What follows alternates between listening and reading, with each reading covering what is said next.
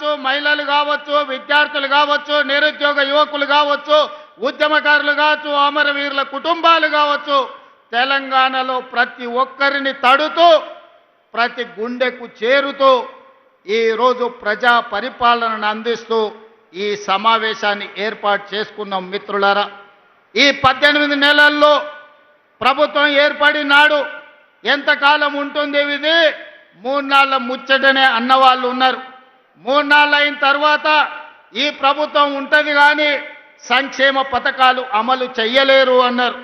సంక్షేమ పథకాలు అమలు చేసిన తర్వాత వీళ్ళు కలిసి ఉండరు, రోజు కలహించుకుంటారు, కాంగ్రెస్ వాళ్ళకు కలిసి ఉండే లక్షణమే లేదు అన్నారు. అక్కడి నుంచి ఈనాడు కలిసి ఉండడమే కాదు, ఈరోజు కలిసికట్టుగా నడుము బిగించి నవ్విన వాళ్ళ ముందల తలెత్తుకొని నిలబడే విధంగా నిటారుగా నిలబడి సంక్షేమాన్ని, అభివృద్ధిని, విద్యను, ఉద్యోగాలను తెలంగాణ రాష్ట్రంలో అమలు చేసి దేశానికే ఆదర్శంగా నిలబడే తెలంగాణ మోడల్ని 18 నెలల్లో ఆవిష్కరించినాం.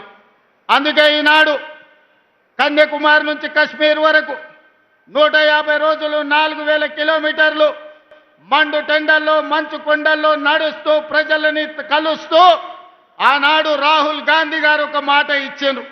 మీరు తెలంగాణలో కాంగ్రెస్ ప్రభుత్వాన్ని ఏర్పాటు చేయండి, తప్పకుండా తెలంగాణ రాష్ట్రంలో జనగణనతో పాటు కులగణన చేస్తాం, అదే కాకుండా మాదిగ ఉపకులాలకు సంబంధించిన ఎస్సీ వర్గీకరణ చేసి తీరుతామని రాహుల్ గాంధీ గారు మాట ఇస్తే 2024 ఫిబ్రవరి 4 నాడు మొదలుపెట్టి 2025 ఫిబ్రవరి 4 నాడు సంవత్సరం తిరిగే లోపల సామాజిక న్యాయం చేస్తూ కులగణను పూర్తి చేసి ఎస్సీ వర్గీకరణ చేసి జాతికి అంకితం చేసి ఫిబ్రవరి 4ను సోషల్ జస్టిస్ డేగా ఈరోజు తెలంగాణ రాష్ట్రం జరుపుకుంటున్నది అని అంటే రాహుల్ గాంధీ గారి యొక్క ఉక్కు సంకల్పాన్ని ఈరోజు మనం అమలు చేస్తున్నాం. మిత్రులారా,